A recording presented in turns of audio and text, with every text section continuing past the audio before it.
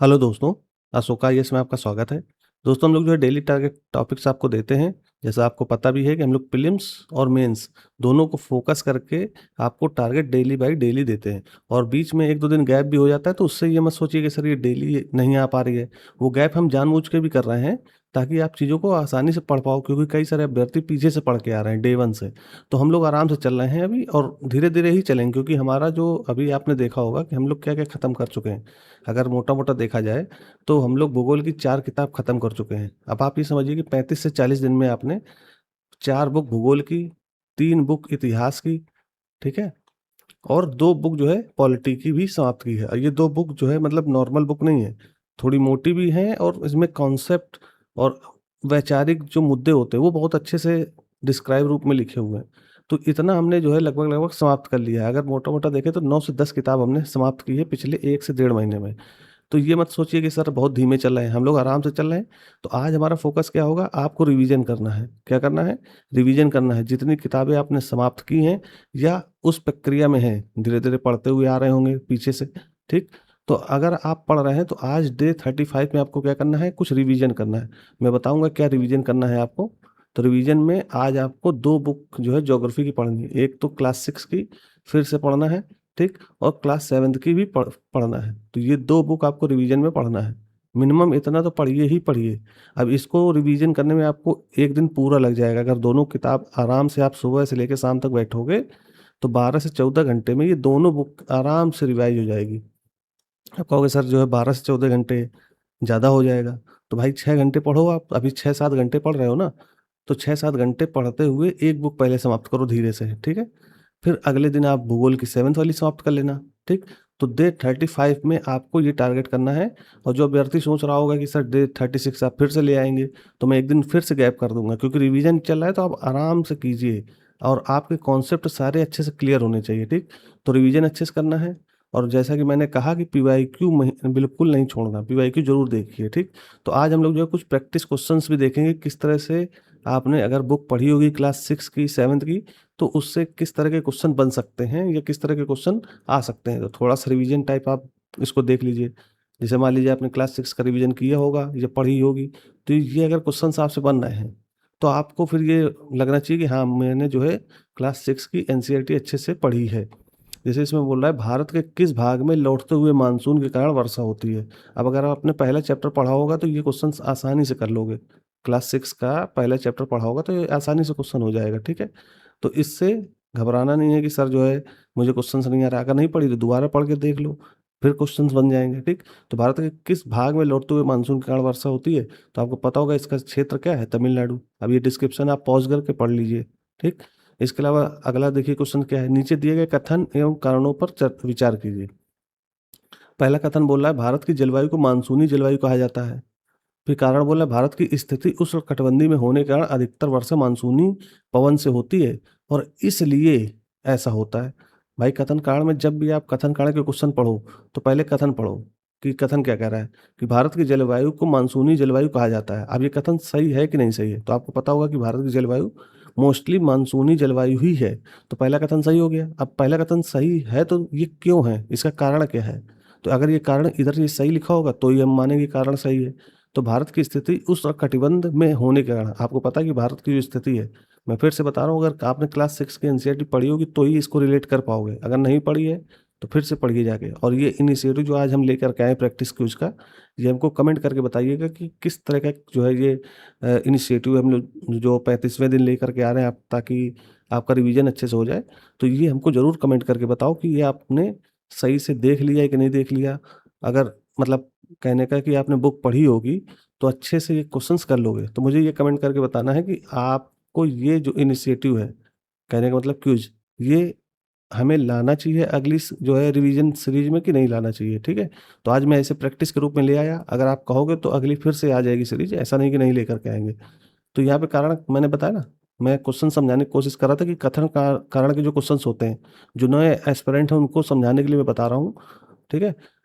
तो जब भी कथन कारण आए तो सबसे पहले कथन पढ़ना है। तो कथन अगर सही है तो मान लेना है हाँ सही है, तो कथन तो सही हो गया। अब जैसे इसमें कूट होते हैं, आपको पता होगा कि कथन मतलब सही है और कारण गलत है, फिर बोलेगा कथन गलत है, कारण सही है।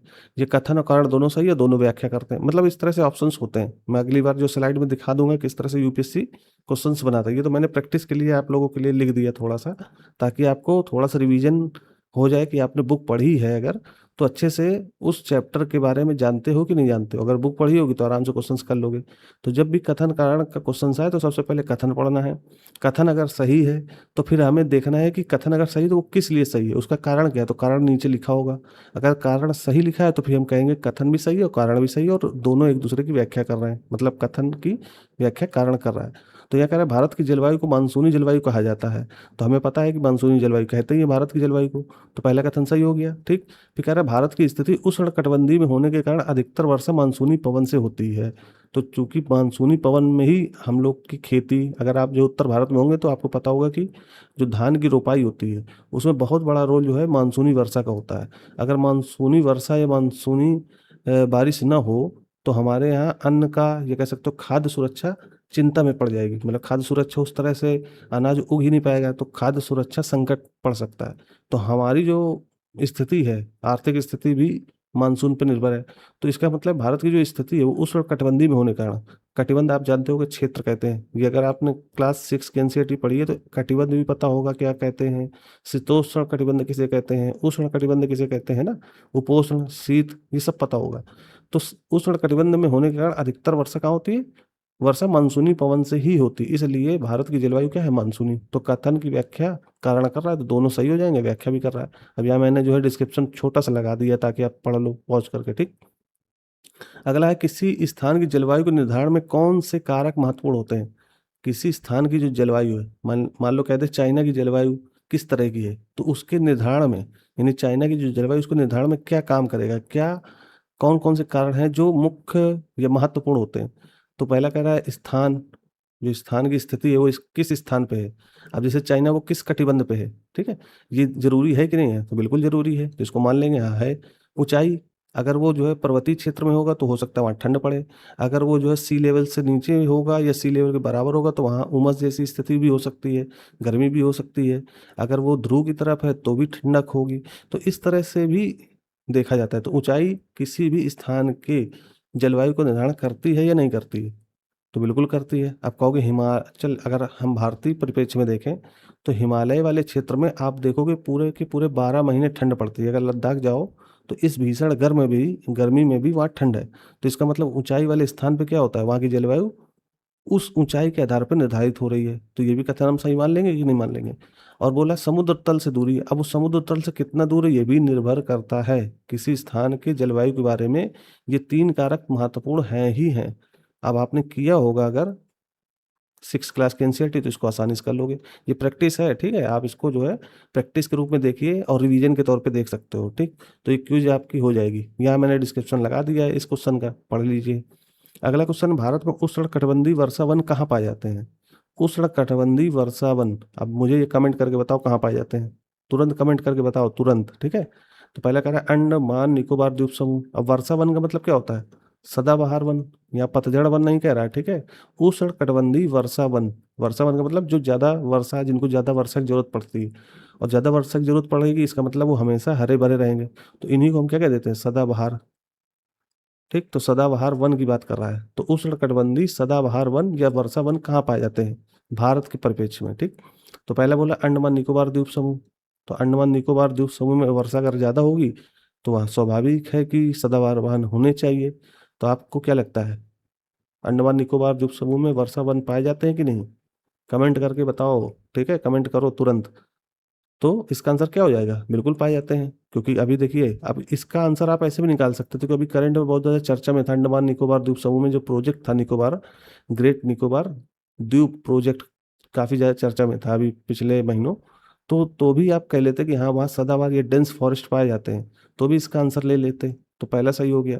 फिर उत्तर पूर्वी राज्यों में, उत्तर पूर्वी मतलब नॉर्थ ईस्ट स्टेट्स, तो वहाँ पे बताओ बारिश होती है कि नहीं होती। तो आपको पता होगा भारत छोड़िए, विश्व के में सबसे ज्यादा अगर बारिश कहीं पूछ ले तो कहाँ होती है, तो उत्तर पूर्वी राज्यों में मेघालय में चेरापूंजी है।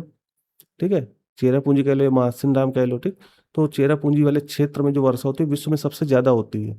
तो वहां जब वर्षा होती है इसका मतलब सदाबहार वन पाए ही जाएंगे। तो उष्णकटिबंधीय वर्षा वन के लिए ये क्षेत्र भी उपयुक्त हो गया। तो पहला भी सही है, दूसरा भी सही है। तीसरा कह रहा है पश्चिमी घाट, चूंकि मानसून इधर ही से आता है, सबसे पहले कहाँ टकराएगा, पश्चिम घाट से ही। तो यहाँ भी जो है वर्षा वन पाए जाते हैं। और चौथा कह रहा है हिमालय पर्वतीय क्षेत्र में। तो हिमालय पर्वतीय क्षेत्र में वर्षा तो होती है, लेकिन उस लेवल की नहीं होती। वहां तक जाते जाते वर्षा का सारा पानी, या कह सकते हो बादलों का सारा पानी कम हो जाता है। तो हिमालय क्षेत्र में, अब जैसे लद्दाख है, तो लद्दाख भी तो हिमालय क्षेत्र में आता है, क्या वहां पर जो है सदाबहार वन पाए जाएंगे? तो स्वाभाविक है ये आंसर नहीं होगा। तो ये 3 हो गए आपके, ठीक है। तो इस तरह से आपको, अगर आपने क्लास 6 पढ़ी है, तो ये क्वेश्चंस आपके माइंड में आने चाहिए कि इस तरह से यूपीएससी क्वेश्चन जो है डिजाइन करता है पूछने के लिए। अब मैंने यहाँ डिस्क्रिप्शन लगा दिया है पूरा, इसको देख लीजिएगा, रोक करके पॉज करके मैंने बता दिया ना सारी चीज़ें। अब इसको पढ़ने का कोई मतलब नहीं है, फालतू जो है समय भी जाएगा। अगर आपको लग रहा है कि सर इसमें कुछ नई चीज़ें हैं, तो आप पढ़ लीजिए, ठीक है, कि ऐसा क्यों होता है, वर्षा वन क्यों पाए जाते हैं, ठीक। आगे चलते हैं हम लोग।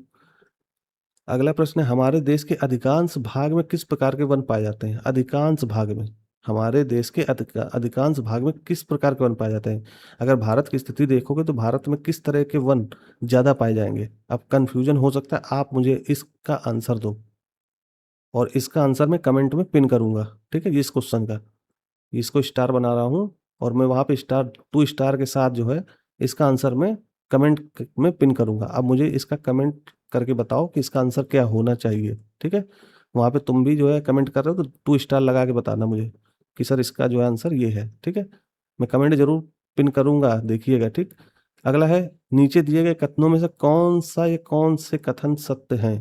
पहला बोला है, कटीली झाड़ियों वाली वनस्पतियों में पानी की क्षति को कम करने के लिए इनकी पत्तियों में बड़े बड़े कांटे होते हैं। अगर आपने क्लास 6 की एनसीईआरटी पढ़ी होगी, तो इसका आंसर आपको पता होगा कि ऐसा क्यों होता है, और ऐसा होता है, यह कथन सत्य है कि नहीं होता है।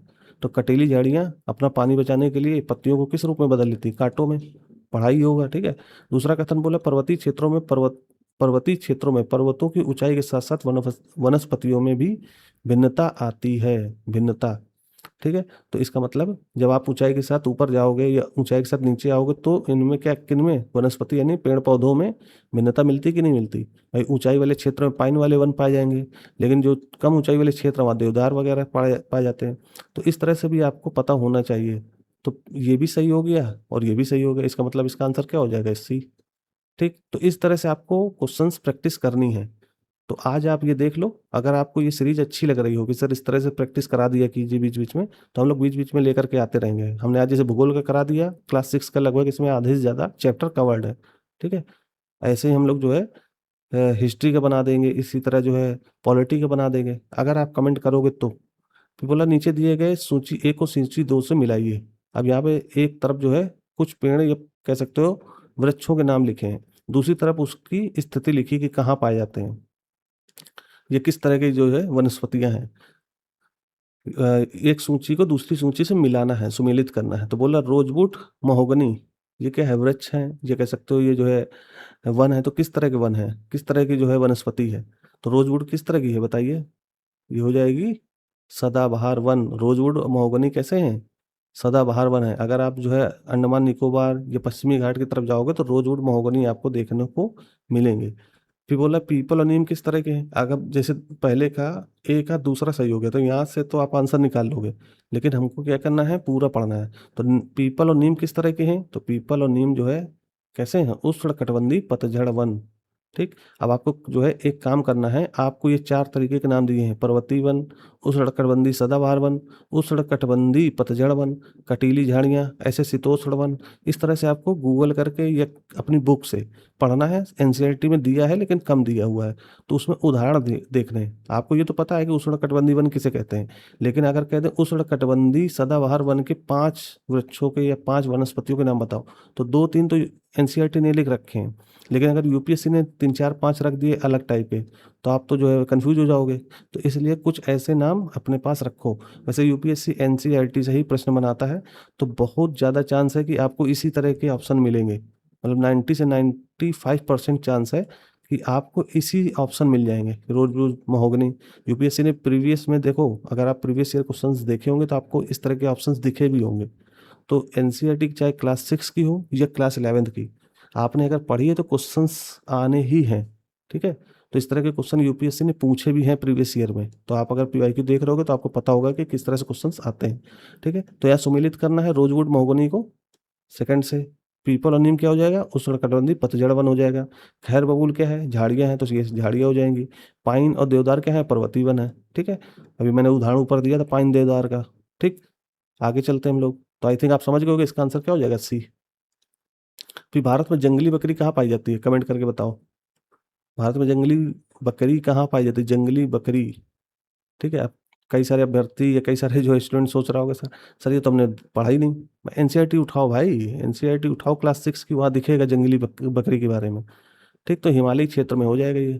ठीक, अब आप एनसीईआरटी पढ़ोगे तो ही समझ पाओगे। अब यूपीएससी इस तरह के क्वेश्चंस बनाता है कि हिमालयी क्षेत्रों में जंगली बकरी मिलना आम है, इस तरह से कथन बना देगा। तो यूपीएससी के प्रीलिम्स के क्वेश्चंस किस तरह से डिजाइन हो रहे हैं, उसको देखने के लिए हमारी जो सीरीज है एक नज़र, उसको देखना शुरू करो भाई। ठीक है, फिर अगला है, ये मैंने जो इस पे ऑप्शंस नहीं लगाए क्योंकि सिंपल था क्वेश्चंस, तो इसमें ऑप्शन लगाने कोई मतलब नहीं था। अगर आपने पढ़ा होगा तो सिंपली बता भी देते। तो हिमालय क्षेत्र में जंगली बकरी पाई जाती है। फिर बोला भारत में जंगली गधे का प्राकृतिक निवास स्थान कहाँ है। अब ये भी तुमने पढ़ा होगा, ये बहुत सारी न्यूज़ों में देखा होगा, समझा होगा। तो जंगली गधे कहाँ पाए जाते हैं, भारत में जंगली गधे केवल एक ही जगह मिलता है, वो है गुजरात का गिर वन या गिर राष्ट्रीय उद्यान जो है। ठीक है, ये कच्छ के रण वाला क्षेत्र है। गिर में तो शेर पाए जाते हैं, जो कच्छ का रण वाला क्षेत्र है।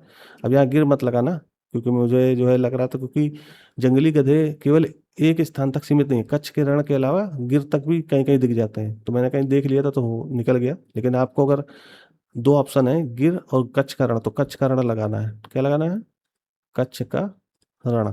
ठीक है, अगर गिर दिया तो दो में से ये वाला ऑप्शन चुनना है। ठीक, लेकिन अगर जो राज्य की बात आ जाए तो गुजरात आंसर हो जाएगा। तो भारत में जंगली गधे कहाँ पाए जाते हैं, गुजरात में। गुजरात में कहाँ पे, तो कच्छ में भी पाए जाते हैं, गिर में भी मुकद्दर नहीं मिलते। तो गिर हटा ही दो, ठीक है, क्योंकि फिर कंफ्यूजन हो जाएगा। कच्छ का रण ही याद रखो। ठीक, आगे चलते हैं हम लोग।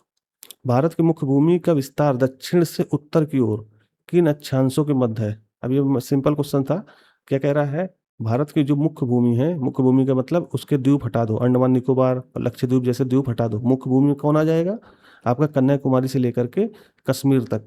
तो मुख्य भूमि का विस्तार दक्षिण से यानी कन्याकुमारी से लेकर के उत्तर में आपका सियाचिन के भी ऊपर तक। ठीक है, उनका अक्षांश बताना है, उसके मध्य का अक्षांश क्या है। तो भारत देश का आपको पता होगा कि हम लोग जो 8 डिग्री और 4 मिनट उत्तर से, क्योंकि आपको पता होगा जो भारत है वो नॉर्थ में ही स्थित है। ठीक है, साउथ में नहीं है, क्योंकि विषुवत रेखा जो है भारत के बिल्कुल नीचे है। ठीक, तो विषुवत रेखा के हम ऊपर है, तो विषुवत रेखा के ऊपर क्या कहलाएगा, नॉर्थ। तो 8 डिग्री 4 मिनट उत्तर से लेकर के 37 डिग्री 6 मिनट उत्तर अक्षांश तक हमारा जो विस्तार है भारत का। उत्तर से दक्षिण की बात कर रहे हैं, मतलब दक्षिण से उत्तर की। नीचे से ऊपर जाओगे ना तो साउथ से नॉर्थ की तरफ। ठीक, तो यहाँ साउथ में क्या आएगा, यहाँ पे आ जाएगा 8 डिग्री 4 मिनट, और नॉर्थ में क्या आ जाएगा 37 डिग्री 6 मिनट। ठीक है, तो ये इसकी क्या है स्थिति भारत की। अब ये पता भी होना चाहिए आपको, क्योंकि कई बार यूपीएससी पुराने पैटर्न को पकड़ लेता है। अगर एक भी बार पकड़ा तो आपको फिर ऐसे ही क्वेश्चन दिखेंगे। और मुझे उम्मीद है कि 2027 में यूपीएससी अपने पुराने पैटर्न को पकड़ करके आपसे क्वेश्चंस पूछेगा फैक्चुअल। तो इस तरह के क्वेश्चन आपको समझने हैं, देखने हैं, और वो कहाँ से मिलेगा, एनसीईआरटी से। ठीक, आगे क्वेश्चन बोला है कर्क रेखा, जो 23.5 डिग्री उत्तर में कर्क रेखा है, वो किन राज्यों से होकर गुजरती है। अब मुझे जो है कमेंट करके बताओ कि कर्क रेखा भारत के कितने राज्यों से होकर गुजरती है, 6, 7 या 8। बताओ कमेंट करके, कितने राज्यों से होकर गुजरती कर्क रेखा। तो यहाँ बोला कर्क रेखा किन राज्यों से होकर गुजरती है, गुजरात से होकर गुजरती है, राजस्थान से होकर गुजरती है, त्रिपुरा से गुजरती है, मिजोरम से गुजरती है। अब मुझे कमेंट करके बताओ कि 7 से गुजरती है तो कौन कौन से राज्य हैं। ठीक, अब मैं इसका जो है इंतजार करूंगा आपके कमेंट का। ठीक है, तो इस तरह के क्वेश्चन आप कमेंट भी किया करो। अगर आपने एनसीईआरटी पढ़ी है तो आराम से कर भी लोगे। ठीक, आगे चलते हैं। तापी नदी या ताप्ती नदी भी बोलते हैं। तो तापी नदी के संदर्भ में नीचे दिए गए कथनों में से कौन सा कथन सत्य है। ये जो कथन दिए गए हैं इनमें से कौन से कथन सत्य हैं। पहला बोला तापी नदी सतपुड़ा पर्वत श्रेणी के दक्षिण में बहती है। अब आप मुझे बताओ दक्षिण में बहती है कि उत्तर में बहती है। आपको पता होगा कि जो पश्चिम की तरफ बहने वाली नदियां हैं, पश्चिम की तरफ, ठीक है, तो पश्चिम की तरफ बहने वाली जो नदियां हैं उनके नामों में कौन कौन सी नदियां आती हैं मुख्यतः। ऐसे तो बहुत सारी हैं, लेकिन जो मुख्य दो नदियां हैं जो काफी लंबा सफर करके आती हैं, तो पहला आपका नर्मदा हो जाता है, नर्मदा नदी, और दूसरी आपकी ताप्ती या तापी नदी। ठीक है, तो दो नदियां हैं जो उल्टा फ्लो करती हैं। उल्टा मतलब मुख्यतः भारत में जितनी नदियां हैं वो पूर्व की तरफ बहती हैं, ठीक है। लेकिन ये दो नदियां किधर की तरफ बहती हैं? पश्चिम की तरफ। तो पहला क्या कह रहा है? तापी नदी सतपुड़ा पर्वत श्रेणी के दक्षिण में बहती है। अब मुझे आप बताओ तापी नदी बहती कहाँ है? दूसरा बोला तापी नदी भारतीय प्रायद्वीप की एकमात्र नदी है जो पूर्व से पश्चिम की ओर बहती है। तो मैंने तो अभी आपको बताई है कि नर्मदा नदी भी बहती है, तो एकमात्र का तो हो ही नहीं सकता, तो ये तो कथन गलत हो जाएगा। दो नदियां ऐसी हैं मुख्यतः, ठीक है। फिर तीसरा बोला तापी नदी के उत्तर में अजंता और सतमाला पर्वत श्रेणियां अवस्थित है। अब बताओ ये कथन सही है कि नहीं सही? ठीक। तो यहाँ बोला है उत्तर की बात कर रहा है, तापी नदी के उत्तर में नहीं है। कहाँ पे है? दक्षिण में है, अजंता और सतमाला पर्वत श्रेणियां। तो ये भी कथन गलत हो जाएगा। अब ये पहला कथन बताओ सही है कि नहीं सही? तो तापी नदी सतपुड़ा पर्वत श्रेणी के दक्षिण में ही बहती है, ठीक। तो यहाँ लिखा हुआ है तापी नदी के अलावा नर्मदा नदी भी पूर्व से पश्चिम में बहती हुई खंभात की खाड़ी में गिरती तथा अजंता और सतमाला पर्वत तापी नदी के दक्षिण में ही अवस्थित है, ठीक। तो यहाँ पे ये और ये वाला कथन गलत हो जाएगा और ये वाला कथन आपका सही हो जाएगा। तो इस तरह से आपको क्वेश्चंस आने चाहिए। अगला देखो प्रैक्टिस फिर से देखो। पृथ्वी के विभिन्न स्थल रूपों पृथ्वी के विभिन्न स्थल रूपों उदाहरण के रूप में पर्वत, घाटी, पठार एवं मैदानों का निर्माण किन प्रक्रियाओं के परिणाम स्वरूप हुआ है? जो पृथ्वी में विभिन्न स्थल स्वरूप दिखते हैं, वो चाहे पर्वत हो, चाहे घाटी हो, चाहे पठार हो, चाहे मैदान हो, उनका निर्माण किन प्रक्रियाओं के परिणाम स्वरूप हुआ है? कौन कौन से परिणाम हुए हैं जिनके कारण ये जो है बने हैं? तो मुझे कमेंट करके बताओ। अब इस तरह के क्वेश्चंस आते हैं, ठीक है भाई। इसमें ऑप्शन दिए होंगे आपको। आगे बोला है, अब ये कुछ मैं प्रैक्टिस के लिए आपके लिए छोड़ रहा हूँ, तो जो जो मैं बोल रहा हूँ कमेंट करो। तो अगर नहीं आ रहा है तो एनसीईआरटी उठाओ, खोजो, इनको देखो, ठीक है। नीचे दिए गए कथनों में से कौन से कथन सत्य हैं? अब ये सरल थे, देखो ये जब ना बताना हुआ मतलब कि कहने का कि मैं जब कोई क्वेश्चंस का आंसर नहीं बता रहा हूँ तो इसका मतलब ये नहीं कि मुझे जो है बताना नहीं है। मैं आपका भी एक तरीके से परीक्षा ले लेता हूँ कि आपने एनसीईआरटी पढ़ी है कि नहीं पढ़ी, क्योंकि आप फिर बैठे बैठे आराम से लेटे लेटे देख रहे हो। भाई उठ के थोड़ा सा एनसीईआरटी खोल लो, देखो कि तीसरे चैप्टर से क्वेश्चन आया है कि पहले चैप्टर से आया है, थोड़ा ढूंढो इसको। नहीं रिवीजन किया होगा या नहीं पढ़ी होगी तो ये क्वेश्चन आपको आएंगे नहीं। पढ़ा होगा थोड़ा बहुत, अगर 35 दिन मेरे साथ जुड़े रहे होगे तो ये क्वेश्चन आराम से कर लोगे, ठीक। तो नीचे दिए गए कथनों में से कौन सा कथन सत्य है? पहला बोल रहा है पृथ्वी की सतह के टूट कर घिस जाने को अपर्दन कहते हैं। पृथ्वी की सतह जो होती है उसके टूट कर घिस जाने को अपर्दन कहते हैं। अब बताओ अपर्दन की परिभाषा क्या है? फिर पृथ्वी की नई सतहों के निर्माण की प्रक्रिया को निक्षेपण कहते हैं। जो नई परत बनती है वो निक्षेपण कहलाती है और जो टूट जाती है वो अपर्दन कहलाती है। तो बताओ दोनों कथन सत्य हैं या दोनों कथन गलत हैं? तो मेरे हिसाब से क्या होगा, ये कथन भी सही है और ये कथन भी सही है। निक्षेपण और अपर्दन जानते हो ना? अगर नहीं जानते हो तो फिर एनसीईआरटी उठाओ, ठीक है। एनसीईआरटी का बहुत ज़्यादा महत्व है। आप लोग हो सकता है थोड़ा सा ये सोच रहे हो कि सर कैसे पढ़ें एनसीईआरटी।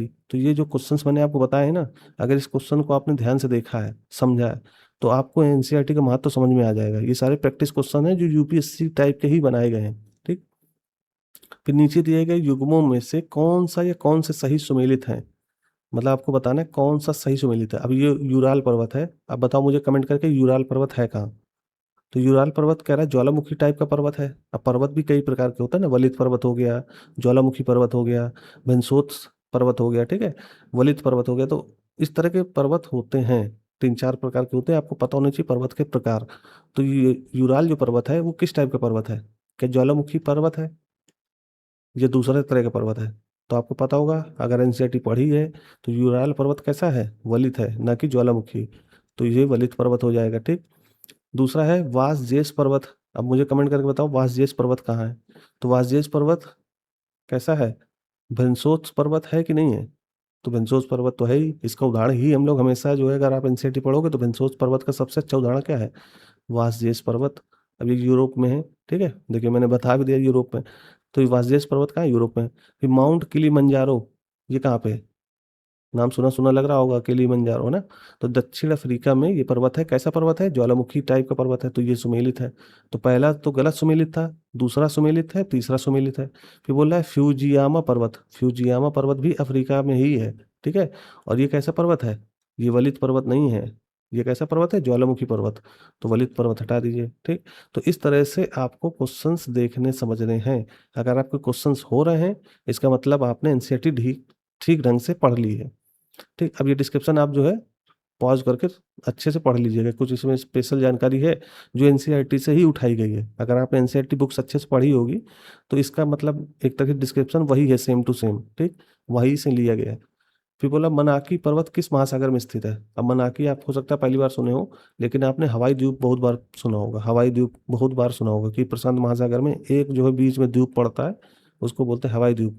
वहीं पे एक छोटा सा पर्वत है मनाकी पर्वत, मतलब कहने का हवाई द्वीप के समुद्र के नीचे जो पर्वत है उसको मनाकी बोलते हैं। ये ऊपर नहीं है, ठीक है, इसको पढ़ लीजिएगा अच्छे से। आप अगर एनसीईआरटी पढ़ रहे होगे तो वहाँ पे उदाहरण के रूप में अच्छे से कहानी के रूप में बताया होगा मनाकी के बारे में। तो प्रशांत महासागर में स्थित मनाकी पर्वत या हवाई द्वीप सागर की सतह के नीचे स्थित है और इसकी ऊंचाई, मतलब सतह के नीचे जो है इसकी ऊंचाई कैसे है, एवरेस्ट शिखर से भी अधिक है। आपको पता होगा कि विश्व का सबसे ऊंचा जो है पर्वत चोटी या शिखर कौन सा है, एवरेस्ट। लेकिन अगर समुद्र के नीचे की बात करें, जैसे मैं यहाँ चित्र बनाता हूँ, ये मान लीजिए समतल है और ये जो है आपका समुद्र की गहराई है, ठीक। तो यहाँ पे भी सर्व जो है ऐसे ऐसे पर्वत बना होगा। तो इस तरह के जो पर्वत है वो कैसा है, मनाकी पर्वत, समुद्र के अंदर है ऐसे ऐसे, ठीक है। और ये मान लीजिए आपका एवरेस्ट है, तो एवरेस्ट से भी ऊंचाई में क्या है, मनाकी पर्वत, तो जो समुद्र के अंदर स्थित है। अगला है हुंडुरु जलप्रपात निम्न में से किस नदी पर अवस्थित है। अब वहां पे कई सारे ऑप्शन दिए थे, क्वेश्चंस था, ठीक है। तो हुंडुरु जलप्रपात निम्न में से किस नदी पर स्थित है, ये कौन सी नदी पर स्थित है। तो आपको पता होगा हुंडुरु जलप्रपात किस नदी पर स्थित है। यहाँ पे मैंने देखो लिखा होगा, बट ये जो है आपका उड़ीसा की तरफ कौन सी नदी पड़ती है, महानदी, आई थिंक वही होगा।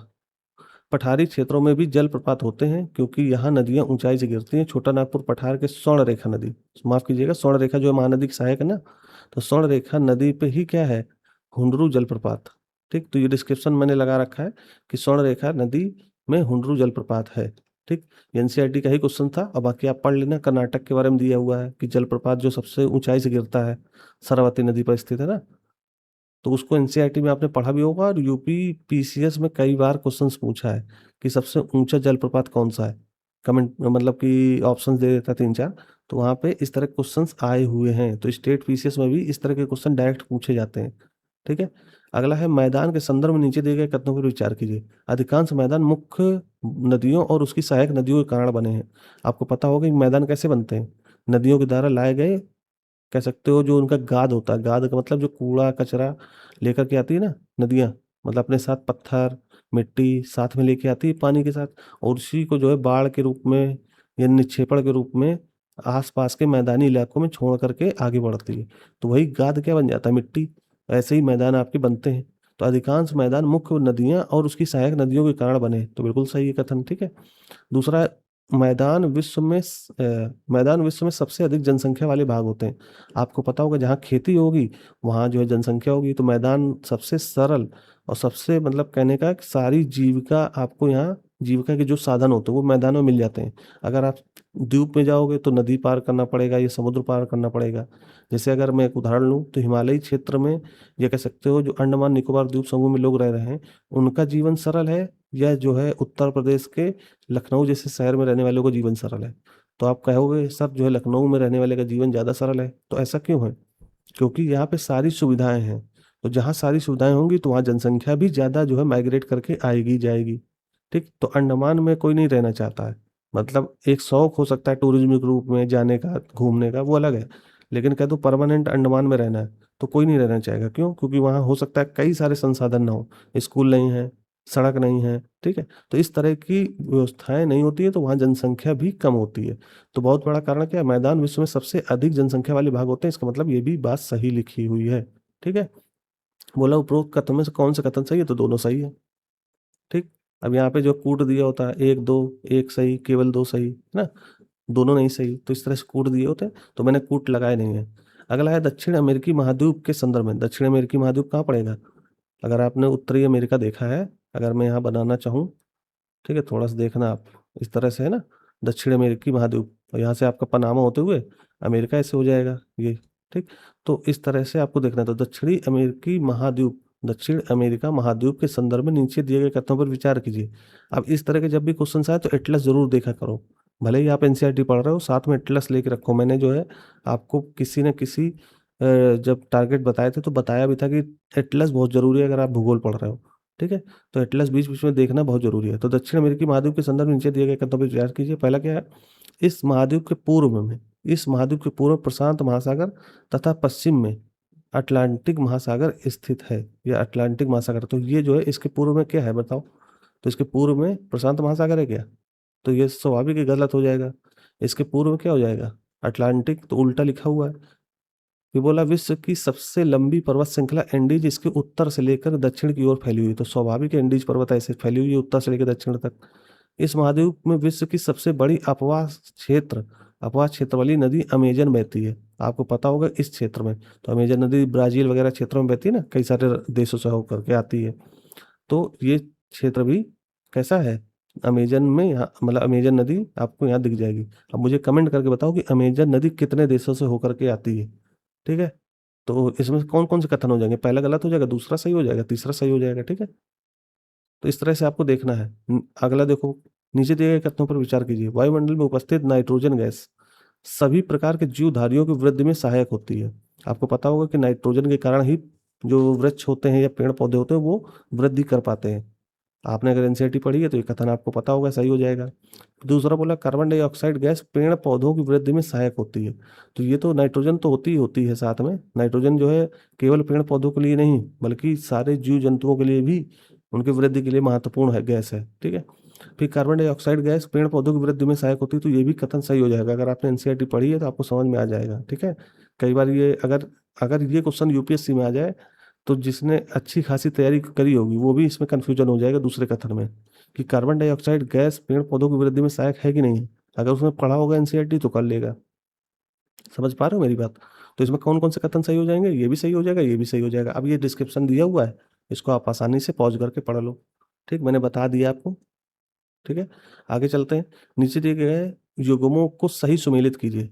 अब हो सकता है आपको क्वेश्चंस ज़्यादा लगें या कम लगें, तो आप अपना आराम से देख लीजिएगा। ठीक है, क्योंकि हम लोग नॉर्मली टारगेट में 10 मिनट या 20 मिनट लेते हैं, बहुत ज़्यादा जो है 12-15 मिनट की ही वीडियो बनी है अभी तक। तो आज जो है लंबी वीडियो बन रही, तो उसको आप आराम से देख सकते हो, पॉज कर करके आराम से रेस्ट करके देखो। और अपनी एनसीईआरटी जरूर रिवाइज करो, जो मैंने ऊपर बताया ना उसको पहले पढ़ लो, क्लास 6 की 7th की, इसके बाद इसके आगे के क्वेश्चन देखना शुरू करो। ठीक है, नीचे दिए गए युग्मों को सही सुमेलित कीजिए। पहला कह रहा है प्रशांत महासागर, सही सुमेलित करना है ना, तो पहला कहाँ जाएगा, प्रशांत महासागर को आकार बताना है, किस तरह का आकार है, त्रिभुजाकार आकृति, अटलांटिक महासागर अंग्रेजी भाषा के एस के समान आकृति। अब ये मिलाना है कुल मिला के कि प्रशांत महासागर की आकृति किस तरह की है। तो यहाँ पे मैंने ये पूरा लिख ही दिया है। ठीक है, वृत्ताकार टाइप का है, तो वृत्ताकार कहाँ है, देखो ये लगभग वृत्ताकार ये। ठीक है, अटलांटिक महासागर, तो अटलांटिक महासागर कैसा है, एस टाइप का, ये तो आपको पता ही होगा, तो एस कहाँ गया ये। ठीक, हिंद महासागर कैसा है, त्रिभुजाकार टाइप का। ठीक, और आर्कटिक महासागर आपका उत्तर ध्रुव के चारों ओर। तो इस तरह से ये क्वेश्चंस हो जाएगा। आगे चलते हैं हम लोग, थोड़ा थोड़ा स्पीड से चलेंगे। ठीक है, व्यापार की दृष्टि से विश्व का सबसे व्यस्त महासागर कौन सा है, सबसे ज्यादा मतलब शिप चलने वाला महासागर कौन सा है, तो इसका आंसर क्या हो जाएगा, अटलांटिक होगा, हिंद होगा कि प्रशांत होगा, कमेंट करके बताओ जल्दी। ठीक है, कमेंट कीजिए जल्दी, बताओ क्या होगा, सबसे ज्यादा जहाँ पे शिप चलते हो, तो हो जाएगा कौन सा, अटलांटिक महासागर। ठीक है, तो इस तरह से इसका आंसर क्या हो जाएगा, अटलांटिक महासागर। अगला है नीचे दिए गए कथन और कारणों पर विचार कीजिए। कथन क्या है, अटलांटिक महासागर की तटरेखा पोताश्रयों एवं पत्तनों के निर्माण के लिए आदर्श स्थिति रखता है। यहाँ पोताश्रय का मतलब होगा जहाँ पे शिप आके रुकती हैं, और पत्तन मतलब बंदरगाह। ठीक है, तो बोला है कि अटलांटिक महासागर की जो तट रेखा है वो पोताश्रयों और पत्तनों के निर्माण के लिए आदर्श स्थिति रखता है। तो ये तो सही है, आपको पता होगा अटलांटिक महासागर में कई सारे पत्तन हैं, ये कई सारे पोर्ट्स हैं। ठीक है, मुझे कमेंट करके बताओ एक ठो जो है, एक आपको पोर्ट बताना है जो अटलांटिक महासागर के तट पे स्थित हो, यूरोप का भी कोई हो सकता है। ठीक, कारण बोला अटलांटिक महासागर की तटरेखा सीधी और चौड़ी है, सीधी और चौड़ी होने के कारण ऐसा है क्या, तो ऐसा नहीं है भाई। ठीक है, अटलांटिक महासागर के जो तट हैं वो कटे फटे हैं, उनको बोलते हैं दंतुरित, बहुत ज्यादा कटे फटे, मतलब अगर उनके तट देखोगे तो ऐसे ऐसे हैं। तो यहाँ पे आके नाव अपना आराम से रुक सकती है। अब ऐसा क्यों है, क्योंकि जो लहर होती है समुद्र की उससे इनको बचाव मिल जाता है, इनको शिप को। तो ऐसे स्थल क्या होते हैं, आदर्श पत्तन बनाने के लिए, आदर्श बंदरगाह बनाने के लिए बहुत अच्छे होते हैं, जो नेचुरली या प्राकृतिक रूप से उस देश को या उस महाद्वीप को मिलता है। तो यहाँ पे बहुत ज़्यादा जो है तटरेखा कटी फटी या दंतुरित है, इसके कारण यहाँ पे पत्तन और पोताश्रय आसानी से बनाए जाते हैं। तो ये कारण इसका गलत हो जाएगा, लेकिन कथन सही हो जाएगा। ठीक है, अब यहाँ आप पढ़ लो। अगला देखो क्वेश्चंस।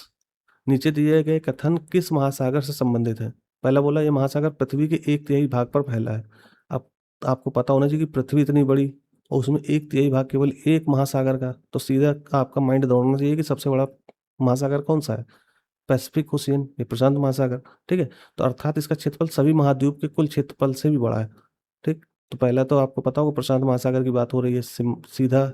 दूसरा बोला ये अन्य महासागरों की अपेक्षा अधिक गहरा है। आपको पता होगा कि प्रशांत महासागर में गहराइयाँ ज़्यादा है, क्योंकि हवाई द्वीप मैंने ऊपर बताया ना, तो हवाई द्वीप के पास जो पर्वत है समुद्र के अंदर, जो सबसे ऊंचा पर्वत है, तो इतना ऊंचा पर्वत तभी हो सकता है जब वो प्रशांत महासागर ही इतना गहरा हो।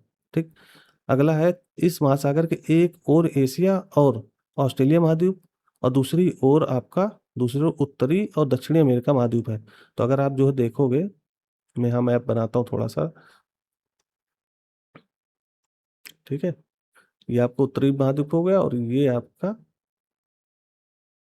ये उत्तरी अमेरिका हो गया और ये दक्षिण अमेरिका हो गया।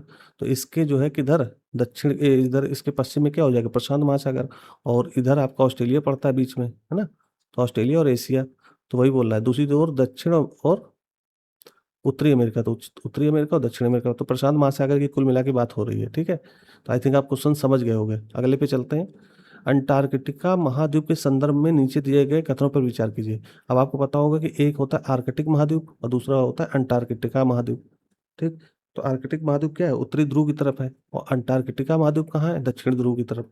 तो स्वाभाविक है कि ये जो है साउथ की बात हो रही है। बोला इसका क्षेत्रफल यूरोप और ऑस्ट्रेलिया के सम्मिलित क्षेत्रफल से अधिक है। तो आपको पता होगा ये काफ़ी बड़ा क्षेत्र है। हालाँकि यहाँ लोग नहीं रहते, क्योंकि यहाँ ठंड बहुत ज़्यादा है। ठीक? तो ये पहला सही हो जाएगा। बोला दक्षिण ध्रुव इस महाद्वीप के पूर्वी किनारे पर स्थित है।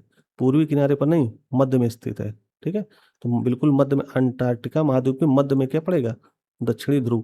फिर बोला यहाँ किसी भी प्रकार का स्थायी मानव निवास नहीं करता। मैंने जैसा ऊपर बताया ना कि यहाँ जो है स्थायी मानव निवास कर ही नहीं पाएगा, क्योंकि इतनी ज़्यादा ठंड पड़ती है, माइनस में टेम्परेचर जाता है, तो यहाँ लोग रह नहीं पाएँगे। तो ये भी जो है कथन सही हो जाएगा। ठीक है?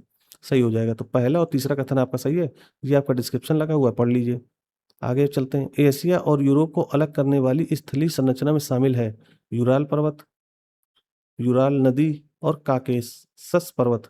आपको पता होगा, अगर आपने जो है एनसीईआरटी पढ़ी है, अच्छे से एटलस देखा होगा, तो ये क्वेश्चंस आपको समझ में आ जाएगा। तो ये तीनों हो जाएंगे। यहाँ मैंने लिख दिया है, यूरोप और एशिया एक ही भूभाग के रूप में दिखाई पड़ते हैं, जो यूराल पर्वत, काकेशस और यूराल नदी के द्वारा एक दूसरे से अलग होते हैं। ठीक है, पर व्यवहारिक रूप से यूरोप और एशिया को दो अलग महाद्वीप ही समझा जाता है। मतलब है एक जैसे लगते हैं, लेकिन ये दो अलग अलग महाद्वीप हैं। यूरोप और एशिया को संयुक्त भाग को, जो यूरोप है और एशिया को, दोनों को मिला के क्या बोला जाता है? यूरेशिया, यानी यूरोप प्लस एशिया कहा जाता है। ठीक, अगला जो है क्वेश्चन देखिए। नीचे दिए गए कथनों में से कौन सा सत्य है? अब ये मानचित्र से संबंधित क्वेश्चन लगा हुआ है कि जो मानचित्र पैमाने पर आधारित न होकर याददाश्त और स्थानीय प्रेक्षण पर आधारित होते हैं, उन्हें रेखाचित्र मानचित्र कहते हैं। ये तो सही है। आपने अगर मानचित्र वाला जो है चैप्टर पढ़ा होगा, तो ये क्वेश्चन आसानी से कर लोगे कि रेखाचित्र मानचित्र किसे कहते हैं। एक छोटे क्षेत्र का बड़े पैमाने पर खींचा गया रेखाचित्र क्या कहलाता है? खाका। ठीक है, खाका क्या कहते हैं कि बड़ा जो है, अगर आपके पास पैमाना, उसको छोटे क्षेत्र में कागज में बना दिया, तो खाका हो गया। तो इस तरह से आपको पता होगा। ये क्वेश्चन हालांकि यूपीएससी पूछेगा नहीं, लेकिन मैंने इसलिए लगा दिया है कि आपने वो चैप्टर पढ़ा होगा, तो क्वेश्चन आसानी से कर लोगे। ठीक, तो इस तरह से आपके क्वेश्चन हमने कर दिए। और आप मुझे कमेंट करके बताओ कि ये सीरीज आपको ठीक लगी कि नहीं लगी। मतलब आज की जो ये टारगेट वाली क्लास है, इसमें हमने क्या किया, आपको रिवीजन करके बताया कि क्या क्या रिवीजन करना है, और डे 35 के क्या क्या टारगेट हैं। तो रिवीजन के तौर पे हमने बताया कि ये आपकी 2 किताबें हैं भूगोल की, इनको आपको अच्छे से कवर करना है। 12 से 14 घंटे लगेंगे। अगर एक एक घंटे एक एक चैप्टर में आराम से दोगे, तो 12 से 14 घंटे में पूरी किताब समाप्त हो जाएगी, दोनों। अब आप एक दिन में करते हो या 2 दिन में करते हो, इसको आप अपने हिसाब से तय कर लो कि 12-14 घंटे मुझे एक ही दिन में ख़त्म करना है, या फिर मैं 2 दिन लूँगा। अगर 2 दिन लोगे तो कमेंट करके बताना है, ठीक है? तो अगला जो टारगेट होगा, हम एक दिन गैप करके भी ला सकते हैं। ठीक? तो आज इतना ही रखते हैं दोस्तों। अब बाकी आपको पता होगा हम लोग कहाँ तक पहुँच चुके हैं। अब अगला जो 36 वाला आएगा डे का टारगेट, उसमें हम लोग नई बुक या नई किताब जो है पढ़ाने वाले हैं या सजेस्ट करने वाले हैं। पढ़ाने का मतलब है आपको सजेस्ट ही करते हैं, टारगेट बताते हैं ना कि ये चैप्टर पढ़ लो। अब मुझे कमेंट करके बताना कि आप क्या पढ़ना चाहते हो, पॉलिटी, हिस्ट्री या ज्योग्राफी, या फिर नई कोई बुक इकोनॉमी की हो गई, या आर्ट एंड कल्चर की भी बुक है, ठीक है। तो कमेंट करके बताना कि कौन सी बुक पढ़ना चाहते हो। अभी तक हमने इतना ही समाप्त किया है।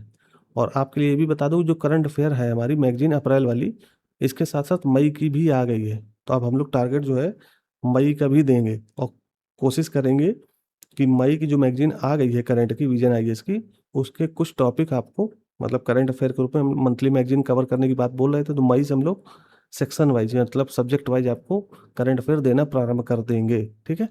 तो आज जो है इतने रखते हैं दोस्तों, फिर कल मिलेंगे नए टारगेट के साथ। तब तक के लिए धन्यवाद।